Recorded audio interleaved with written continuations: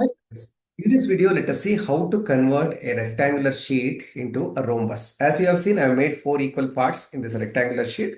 And how to do it? It is very simple, friends. Just fold this sheet into half. Again, fold it into half. Press it properly so that the crease will come. And it becomes four equal parts. Now, what I do, friends, is very simple. You see, just take this second mark and this edge. You take this edge, okay, and you see the second mark. And from the second mark, I just bring this to the first line. Okay, this edge, I'm bringing it to the first line. And here I'm starting from the second mark. Okay, just fold it. Same thing you do here. I start from the second mark and I bring it to the first one. And I just fold it. Okay, this is one side.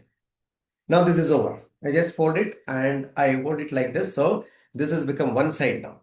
Now what I do in this side, friends, take this edge and fold it till the end. See here, I take this edge and fold it till it comes to the end like this.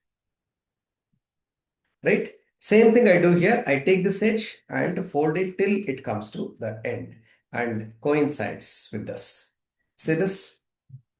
Okay, fold it. Very simple. And now you see your rhombus is ready where all the four sides are equal. Friends, take your own sheet of paper. Now, fold a rectangle into a rhombus very easily. Thank you so much for watching. Thank you.